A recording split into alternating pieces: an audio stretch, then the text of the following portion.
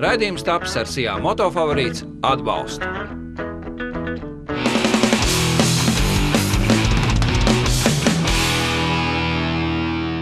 Labvakar, cienījamie televīzijas skatītāji! Maijs tāds atklāšana mēnesis, un arī Viļņā atklāšana bija pagājušās nedēļas nogalē. Mēs tur aizbraucām, apskatījāmies, vai tiešām viss ir tieši tāpat kā šeit Rīgā. Tāpēc jūsu uzmanībai motosezonas atklāšana Viļņā.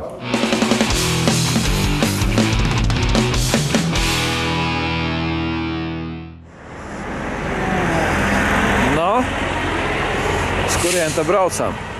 Brauks apstīties Leišos, kā atklājās jaunais gads Lietuvā. Jaunais gads? Jā. Naudu dabūji? Naudu samainīji? Nē, nesu. Parādi, kā izstās Lietuvā naudas maināmā mašīna. Tur ciet.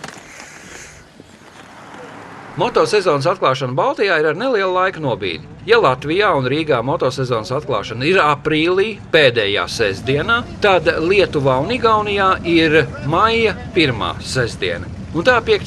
maijā mēs devāmies uz Viļņu, kur notika vērienīga motosezonas atklāšana Lietuvas mērogā. Jāpiebilst gan, ka Lietuvā šīs motosezonas atklāšanas ir gan Viļņā, Kaunā, Paņevežos un arī Klaipēdā. Tā kā Lietuva ir nedaudz saskaldītāka. Mēs viesojamies Viļņā, mūs uzņēma brālīgais motoklubs Frīhaugs, un kopā ar šo motoklubu tad arī viesojāmies Viļņā. Nu, kā redzat, tad arī kolona bija pietiekoši iespaidīga. No sākuma iebraucām Ukmerģē, tur pievienojās kolonnai vēl braucēji, un tad jau ap 60 motocikliem devāmies uz Viļņu. Viļņā tieši tāpat kā Latvijā ir arī savi parki un pulcēšanās. Tādā kā Meža parkā, tur mēs savācāmies un ieskatām nedaudz, kas tad tur notika un ko paši cilvēki domā par motosezonas atklāšanu.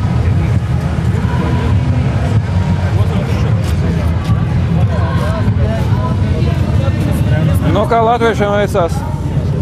Латвийцы, piemēram, pie latviešu sprādzēm, piemēram, lietuviešu siksnis. Čau!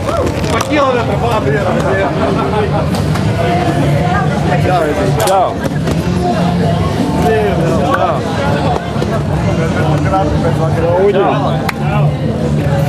Nu, dzīvi? Dzīvi, bet tas vakars mierīgs nebija. Kā mēs sakam, tikā daudz prasa, kad atbrauc. Es saku vakar, es tā arī domāju, pēc kā var redzēt pēc sarkanajām acīm. Es saku, bet tā sarkanās acis tikai rudenī pasūtīs.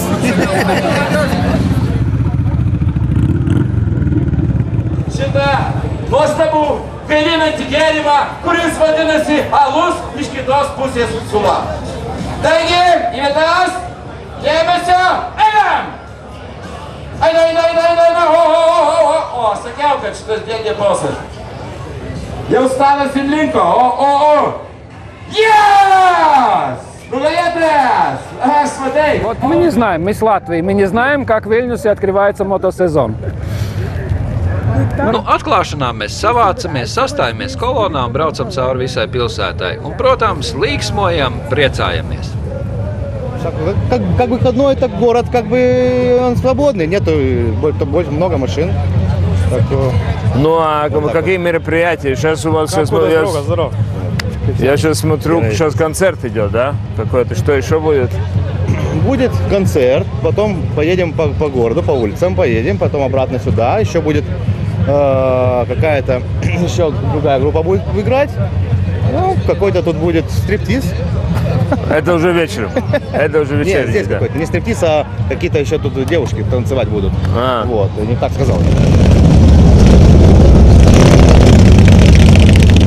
Kā noprotams, cilvēki ir apmierināti ar to, ka ir iespēja braukt ar motociklu, to, ka ir jauks laiks un ka var parādīt gan sevi, gan apskatīt citus. Motosezonu atklāšanas visā Baltijā ir stipri līdzīgas. Motokolonna, daudz cilvēku, nedaudz ierobežotas satiksmes, daudz trokšņa un krāsainības. Sezona sākusies arī Viļņā un jāsaka visiem, brauciet prātīgi. Atcerieties, ka līdz sezonas beigām visiem jāpaliek veseliem un neskartiem.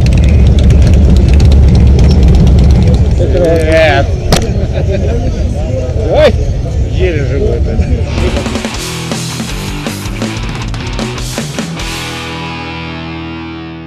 Esam izbraukuši dažādas kolonas, esam atklājuši motosezonu, kas mežā, kas uz ielas, kas ir varbūt aizbraucis arī līdz pludmalei, kaut gan to likums laikam šobrīd liedz, bet mēs varbūt parunāsim vairāk arī par transporta līdzekļiem, kur nav tikai transporta līdzekļi, bet arī ir izpausme, ir arī stila moments. Un šī gadījumā tie ir mazākie brāļi lielajiem motocikliem, tās ir Vespas. Kur tad Vespas spieto un kad tas spiets mums sāks dūkt tā pavisam riktīgi?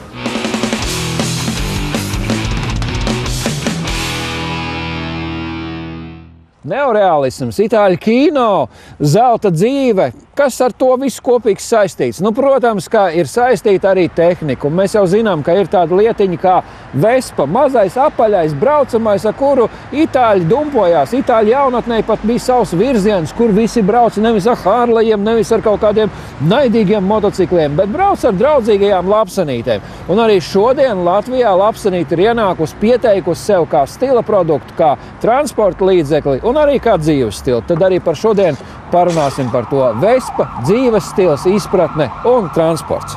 Lūk, maģiskie cipari un burti LX 125 un tad sarkana IE. Tas IE tas nozīmē, ka tur viss notiek elektroniski, tur mēs varam, teiksim, to degvielas padevu regulēt elektroniski, bet 125 tie ir kubikcentimetri. Un ziniet, man ir tādi kārtīgi 100 kilogrami, un ja es gribu pārvietoties pa ceļu ar nelielu pātrinājumu, tad mazākas kubatūras braucamo diez vai man vajadzētu ņemt. Tad 125 kubikcentimetri dzinējā atrisina tās pārvietošanās ir pātrinājuma problēmas. Protams, Vespa kā stila produkts, un arī tiek pasniegts kā stila produkts. Jūs ievērojat speciāls krāsojums. Jūs jau domājat, ka veči brauc šitādi te krāsu. Var arī vīrieši braukt, jo galā kas te mums varētu būt pret šādu perlamutra rozā krāsu, bet vairāk jau tā kā laikam sievietē piestāv. Par to pēc īsa mirkļa. Bet kā stila produktam mēs redzam, ir gan šie te rokturi, tādi, kas ir taisīti 50. gadu stilā kopā ar šo logotipu. Ir šis mazais vairodziņš, šis vējstikliņš. Es nezinu, vai tur īsti tāda praktiska lietderība ir šim vējstiklam, bet to mēs pārbaudīsim braucot pa ielām. Un viss pārējais jau ir ņemts tā kā tajos 50. gados ar nelielu šīs dienas piedevu. Динамика. Во-первых, это модно просто. Модно, красиво. Модно, красиво. Удобно. Согласен. В костюме можно ехать в туфлях, можно ехать с чемоданчиком, с дипломатиком. Так, то есть вы тоже на работу едете? Конечно, живу. Что, не смеются? Не говорят, что побольше не мог купить? Нет, живу на нем. Līnes ir viens no tiem cilvēkiem, kurš ikdienā brauc ar šo rozā Vespu, arī drēbes ir pieskaņots, viss, tas tā speciāli tas ir tā, lai tā būtu viss tā kā smuki. Jā, tas viss piederās pie stila. Jo tomēr, ko mēs varam pateikt pa Vespu, ka Vespa jau ir Vespai nevainojams stils, komforts un kvalitāte. Un tas viss apvienojams vienā šajā braucamā. Un līdz ar to arī tā kā vajadzētu pieskaņoties. Kā praktiski tu izmanto Vespu, ko tu pārvadā un kas slēpjās šajā mazajā lapsenē iekšā? Būtībā, ko es pārvadāju? Pārvadāju, pārsvarā varētu teikt sevi. Arī man meitiņa šeit tad aizmugurē sēž. Bērnus var pārvadāt? Bērnu var pārvadāt. Man gan meitiņa ir liela, bet arī mazākus bērnus var pārvadāt. Tur jāuzņemās atbildība tīri pašiem vecākiem. Un vislabākais risinājums, teiksim, šādai te Vespiņai ir braukšanai pa automašīnu pilnajām ielām. Un līdz ar to, ja man vajag kaut kur ātrāk aizbraukt, un ja nav nekas liels jāved, tad autovadītāji ir korekti, viņi tā palaiž un izjūt respektu pret dāmu, pret pašu rollerīti, pret braucēju. Es teikšu, ka jā, vairākums tomēr izjūtu to, teiksim, to attieksmi no vadītāju puses un nav tik traki, un katru gadu tomēr tā kultūra pieaug. Ines, varbūt parādi, ko mēs varam pārvadāt un cik daudz, elegants jau tas braucamais, bet šitien te es kaut ko noslēpu, vai tu atradīsi, ko tur ielikt iekšā, tad tur mums ir, to mēs tūlīt redzēsim, to jau mēs kā rādījām skatītājiem, bet tev pašai tad mēs varam ielikt ķiveri veselu. Mēs varam ielikt ķiveri, jā, un pat vēl lielāku ķiveri. Blakus arī var ielikt gan disku saslēgu ar signalizāciju, gan arī pašu ķēdi. Un ja nav otra ķiveri, tad šeit var dokumentus likt. Var dokumentus likt, jā, un arī iet iekšā mazais laptops. Laptops? Jā. Bez laptopa nekur? Bez laptopa nekur, jā. Jāliek pa vidu, laikam, kaut kā šitā, jā. Lūk, tā mēs to aiztaisam ciet. Mums ir vēl kāda bagāžas novieta? Jā, mums ir vēl, tūlīt es parādīšu, ar atslēdziņu viss mums. Viss darās ar atslēgu. Viss darās ar aizdedzes atslēgu, jā. Neviens neko nevar aiznest bez atslēgas. Un šeit ir ķiverīte, jā. Arī šajā te rozā krāsā. Viss tā ir rūpnīca. Tā ir rūpnīca, pat nekrāsoja. Jā, tā ir rūpnīcas, viss nāk komplektā no rūpnīcas, varētu pat teikt. Ko mēs vēl šeit varam ielikt? Mēs varam ielikt ķiveri. Var ielikt ķiveri un... dažādas sev ļoti vajadzīgas lietiņas. Remontam vajag kaut ko likt? Remontam? Es ceru, ka nevajadzēs man remontēt šo, jo tomēr arī Vespiņai es gribu uzsvērt, ka arī ir kvalitāte. Pārsvarā Vespas servisā nonāk tikai uz regulārajām apkopēm. Kvalitātes ziņā viņas ir ļoti labas, kvalitāte ir ļoti augsta. Cik ilgi var nogriezties tāds 50 kubikcentimetru motorīts, tā bez bažām, cik liela tā kilometrāža? Ja ievēro viss intervāls, servis, tad, var teikt, neierobežots viņam tas mūžs ir, jo viņai nav tāda pārslodze, viņai nav tik liela apgrieziena tam zinējam. Saki, ir cilvēki, kur nevar atļauties jaunu nopirkt, kur skatās lietotā tirgu. Varbūt ir kāds padoms, ko mums, ja mēs pērkam šādu lietotu Vespu, kam jāpievērš uzmanība? Vai galvenais ir gada skaitlis, vai stāvoklis, vai es nezinu, kādas pazīmes, kas liecinātu par to, ka braucamais ir labs? Pirmkārt, izlaiduma gads. Kas, lai var dabūt rezerves daļas, lai nav jāmeklē pa internetiem, var droši atnākt šeit, pasūtīt un nopirkt. Tehniskais stāvoklis jāapstās vizuāli, vai nav kaut kas tur metināts un locīts, jo viņai principā sanāk viena vesela virsbūve, viņai nav tā kā citiem rolleriem rāmis. Tātad, ja ir bijis kāds trieciens, ir tiek bojāta visa šī virsbūve, tas varētu būt tāds mīnus. Jā, jo, pieņemsim, motocikliem ir rāmis un viss ap viņu ir apkarnāts. Ir maināms. Jā, šeit, pieņemsim, ir tāda lieta, kā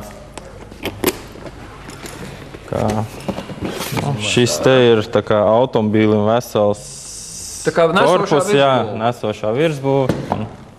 Un ap to viss apkārt tad ir arī sastiprināts. Cik šitais ir nogājis jau? Šis ir nobraucis 6500 km. Tad mēs varam uzskatīt, ka pie šādas kilometrāžas tas tāds piebraukts motorīts. Jā, otrā apkopīta.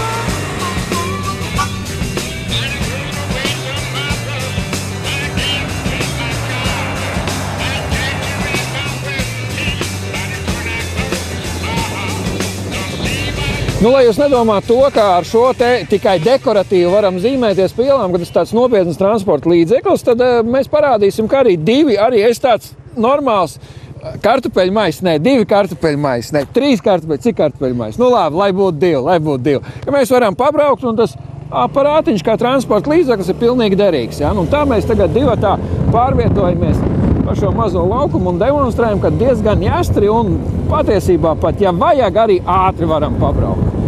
Teikšu jums godīgi, ir ērti. Tāds smuka vadītāji, ko vēl vairāk pavasarī vajag. Aizbraukt uz kino, uz kādu labu pasākumu.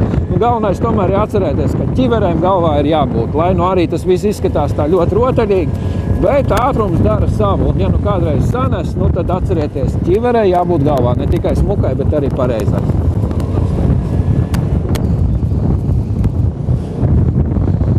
Mēs esam tās tehnoloģiskās iespējas jums nodemonstrējuši, tā kā 2 cilvēki ļoti ērti jūtās, un, ja tā godīgi jāsaka, nemaz motocikls nav vajadzīgs. Nē, mocis svēta lieta, moci liksim mierā, bet arī rollers ir ļoti labs un jauks transporta līdzeklis līdz darbam. Es domāju, 2 cilvēki mierīgi var aizbraukt. Sarēķiniet, cik bija 32 lati mēnesī degvielai, uz 2 izdalīts ir 16.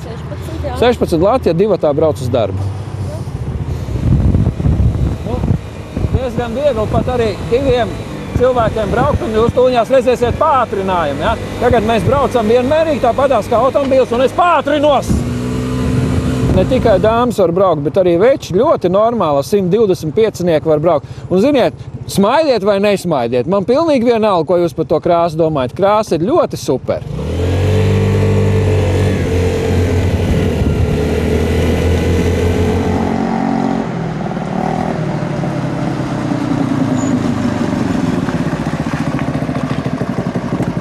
kas mums būtu jāzina, cikos, kur, kāda ir programma, kur interesēties, kā atrast savus dombiedrus?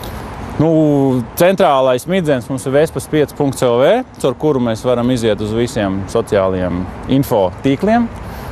Bet tātad 19. maijs, 2002, Lielierbes ielā pie Indeksa kafē, ir skaists laukums, tagad tā jau tradīcija. Jā, tur mēs pulcējamies ievaskotiem sāniem un dosimies pa pilsētu, pa maršrutu.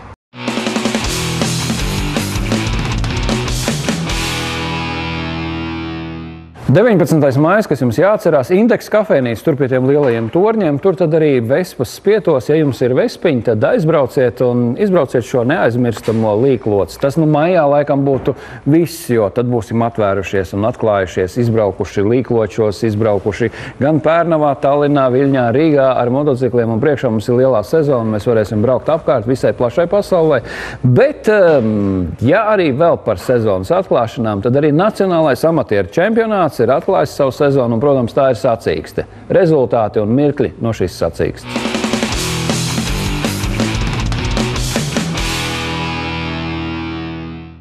Pirmais maijs lielajai daļai motocienītāju Latvijā ir kļuvis par tradicionāliem sezonas atklāšanas svētkiem. Arī šogad sporta kompleksā 333 notiekošais pulcēja vairāk simts motobraucēju, atbalstītāju un skatītāju. Biedrības Durka Racing organizētais Nacionālais amatieru motošosejas pirmais posms ir atklāts. Šī gada pirmās sacensības pārsteidz ar saulu un stipra vēja, kas dienas noslēgumā izvērtās pamatīgā smilšu un putekļu vētrā. Taču tas netraucēja sacensībām ritēt savu gaitu. Pirmie treniņi tautas un meistarklases braucējiem sākās jau 10 no rīta. Savukārt dienas gaitā uz startlīnijas varēja vērot arī retro motociklu parādu, čopers, 3 skūteri ieskaits, kā arī supermoto sportists. Motošosejā tautas klasē šoreiz tikai 17 dalībnieki, no kuriem 2 dāmas.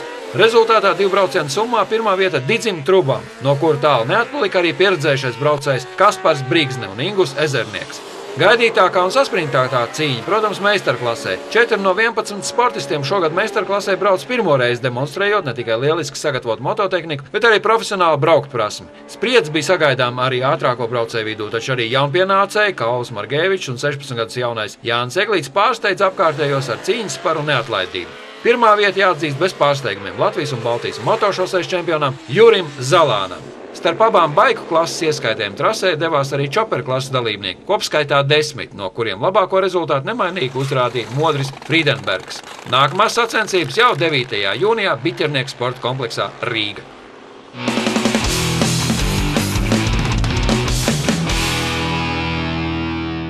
Ja jums ir kāds mocīts, tad varbūt piedaloties arī ātruma sacensībās, atbilstoši kubatūrai, atbilstoši jūsu prasmei. Nacionālais amatieru čempionāts ir domāts tieši jums. Bet ja jūs plānojat vasaras laikā doties garos ceļojumos, tad varbūt, ka jūs varētu ieinteresēt pats kompaktākais, bet lielākais zinājs savā klasē Touringiem K1600 GT un nosaukums ir BMW, jeb BMW.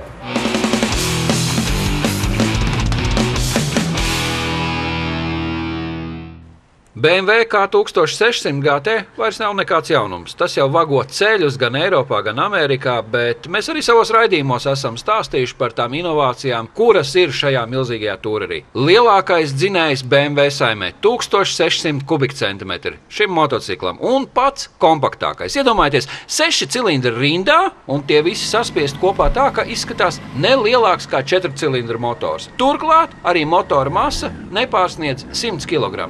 Varbūt par 1–2 kg. Tātad kompakts, jaudīgs, 160 zirgspēki un domāts tāliem ceļojumiem. Galvenais konkurents Honda Goldwing. Tikai atšķirība ir tāda, ka Honda Goldwing, ja mēs iedomājamies tādu lielu kabinetu, tad BMW ir tomēr vairāk vai mazāk motocikls. Bet dodam 2 cilvēkiem, kuri ir ar mototehniku ļoti uztu, testēt un ko viņi domā par šo tehniku. Jo lielo tehniku viņi pazīst vairāk nekā vajag, jo piedalās Parīzes Dakāra rallijos. Pirmais sāku braukt ar viņu, uzsēžoties virsū, nekad nepateiks, ka tur ir 1600 kubikcentimetri. Viņš ir ļoti viegli vadās. Ir ierakstīts tajā tehniskajā pasē 160 zirgspēki. Jā, to var just, jā. 160. Bija? Jūti katru zirdziņu? Jūti katru zirdziņu. Redzēju, kā krītās degvielas patēriņš. Ir atbilstoši ekonormām. Viss ir kārtībā. Es domāju, ka ekonormas tur ir tā nogrieztas, ka bišķi skaņa pa mazi ir mocītim, bet iet viņš labi un tāpēc pirmajām sajūtām vairāk, viņš tā kā turismu mocis arī domāts vairāk par lielceļiem, mazāk par gruntsceļiem. Nu, šis ir noteikti ļoti viegls motocikls salīdzinājumā ar Triumfu. Arī tehnoloģija, protams, visas te ir jaunas. Te ir ļoti daudz elektronikas. Sēd tā kā jaunākās paudzes BMW mašīnā iekšā. GPS iebūvēts. Viss, kas ir vajadzīgs turismu motociklam, šeit ir. Nav pa daudz, nepazūtā motocikla sajūta. Ir ļoti grūti uzreiz orientēties visās tajās podziņās. Podziņas, protams, ir ļoti maz. Visi iet caur meņu, tur notiek un tā tālāk. Tā kā varbūt jābūt mazliet datoriķim. Vismaz manuāls jāizlasa noteikti.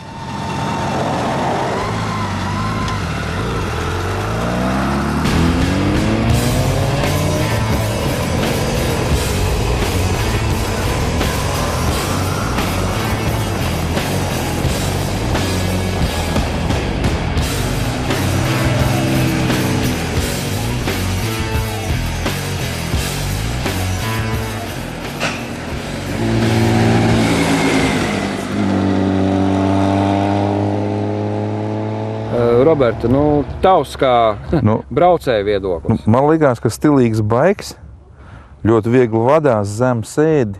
Ja, teiksim, protams, ka stiklus visi super, nezinu, kas ir nokritīs.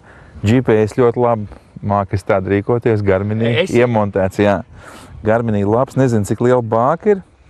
Jā. Raksta, kā 320 km var nobraukt, tātad mēs varam rēķināt uz vieniem 21 litru, tur benzīna arī var ieliet iekšā. Vienīgais, kad pie tā moča pienāk uzreiz uz katru, te vēl tikai uz šodien te pietrūka sešnieks, jo, lai būtu visiem pilnīgi skaidrs, ka tur ir 6 cilindri rindā. Bet, griežās kā baiks, jā, viņi 6 rindā un kompaktākais savā segmentā. Eļas filtru, es saprotu, ka ļoti viegli eļu nomainīt, tātad katrs pats, Latvijā tas ļoti būtiski, katrs pats maina eļu. Autoservis nav, ja, tad, teiksim, Dakši, ja, divatā nezinu, cik tur var braukt. Es tur braucu pār tiltam, man izsit cauri, bet, ļoti precīzi vadās. Domāju, pa Vāciju super braukt, bet arī Vācijā kaut kur, teiksim, kur nav ceļš tik glūts, teiksim, tur uzreiz ir tā, Nostaigā tā kā pa vieglu. Tās kases tā dreb, īsti, teiksim, Harlejam tas viss dreb, tas ir normāli, bet teiksim, tas stils ir katrs saskrūvējis, bet tomēr Džeki dabīgi centušies. Tehnoloģijas, teiksim, viss ir parādīts, ka, teiksim, stūri, viss tur šaurs starp mašīnām, it kā varētu braukt spoguļos, labi redzēt, ja? Tātad,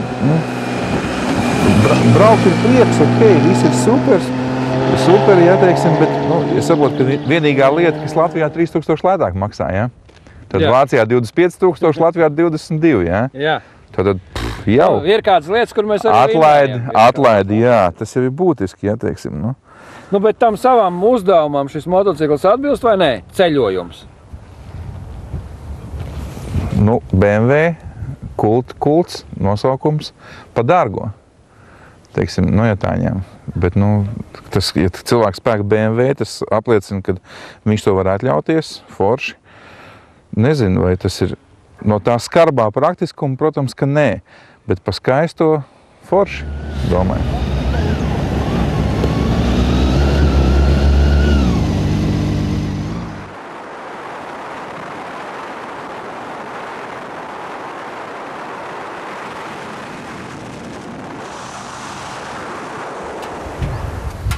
Šodienas testa komandas uzdevums bija noteikti šī asfalta kuģa piemērotība tāliem ceļojumiem, un vai tas motocikls ir pietiekoši dinamisks, gana labs.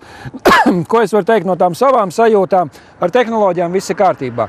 Dzinējs ir super, 160 zirgi, 6 cilindri vienā rindā, bišķi pa daudz, bet ir labi iet. Paši redzējāt, var pātrinājumu panākt tādu, ne tā kā ar Vespu tā lēnām, ar šito tā ļoti ātri. Ērta sēdēšana, labo arī tās kļūdas, ja neesat pārāk labs motociklu braucējs, tad tomēr tas kuģis tur to ceļu un trajektoriju un nav kā Goldwings. Goldwings tas ir tāds milzīgs skapis, kurš ir tad vai pa kreisi vai pa labi, ir ērti, bet skapīgi. Šis tomēr ir motocikls, un tas man priecē, ka BMW to līniju starp motociklu un skapi nav pārkāpis. Ar šo ir ērtāk noteikti braukt nekā ar K1200 LT iepriekšējo modeli, kas kubatūrā ir mazāks, bet arī tāds nedaudz skapīgs. Šis ir tomēr motocikls. Kas man tā varbūt ne īpaši patīk, kasts ir ietilpīgs un liels, bet šausmīgi plastmasīgas. Kad tu brauc pa tiem Latvijas nepārāk līdzenajiem ceļiem, tad tas viss jūs paši redzat nedaudz kustās un ļurkājās.